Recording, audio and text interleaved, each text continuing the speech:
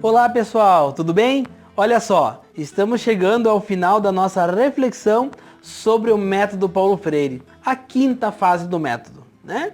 Nós podemos aqui recordar rapidamente todas as outras fases para que a gente possa compreender como que essa quinta fase também está interligada. Se na primeira fase nós temos o levantamento do universo vocabular para conhecer a realidade dos educandos, na segunda fase nós temos a seleção das palavras geradoras, também conhecidas depois no método, na perspectiva metodológica, como temas geradores. Na terceira fase nós temos a criação das situações existenciais, que é descrição e codificação da realidade dos educandos, propriamente dita. E na quarta fase, nós tínhamos a organização das fichas de roteiro, que era o plano de aula, podemos dizer assim, dos educadores. Bem, qual seria então a quinta fase? Para o Paulo Freire, a quinta fase do método era a organização das fichas de leitura ou da decomposição das famílias fonêmicas das palavras geradoras. Essa é a fase tradicional, né, conhecida como a fase onde se coloca a imagem, a palavra e a palavra decomposta em sílabas, para que os educandos pudessem fazer o exercício, né, da autoalfabetização. Desse ponto de vista, essa fase do método permite especificamente trabalhar com os alfabetizandos os aspectos relativos à leitura do mundo e à escrita da sua própria história.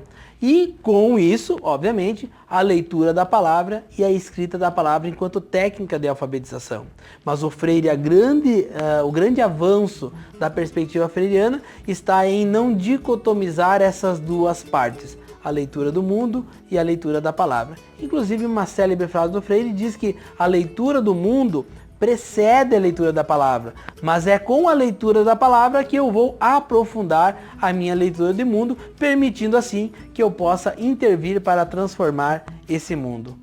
Vejam, meus amigos e minhas amigas, que de modo geral nós não encontramos em outras perspectivas pedagógicas e de alfabetização a lógica de que a leitura da palavra está intimamente conectada com a transformação do mundo. E eu aprendo a ler a palavra para compreender melhor o mundo em vista de sua transformação. Essa é uma grande novidade da perspectiva freiriana e esta fase do método é o que vai realmente fazer o movimento de alfabetização do ponto de vista de técnica e de letramento e também de politização, de conscientização a partir da problematização da realidade, né?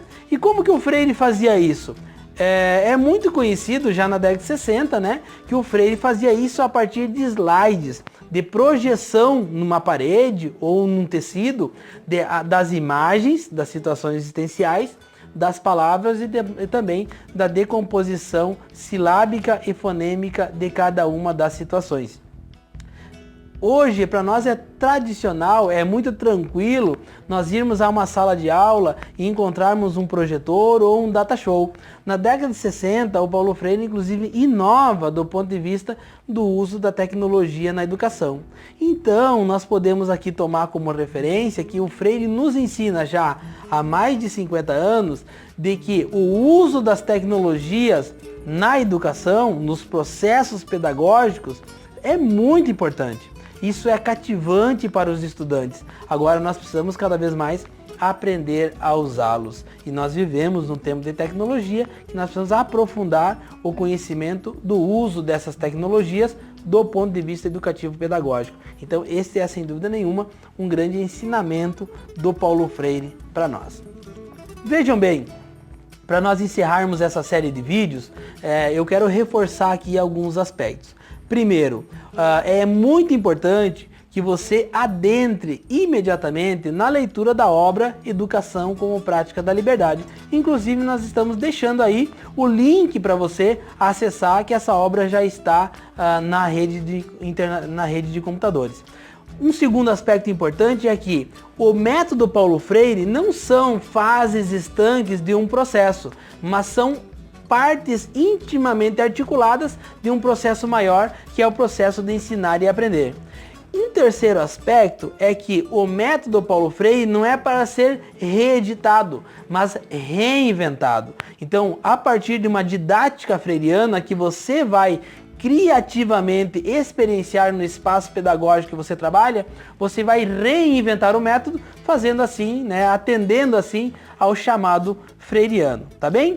Espero que você tenha gostado dessas dicas e não tenha dúvida de que conhecer o método Paulo Freire, cada uma das fases e todas elas interligadas, nos ajuda sem dúvida nenhuma a sermos e cada vez mais podermos nos afirmar como educadores e educadoras freirianos e freirianas.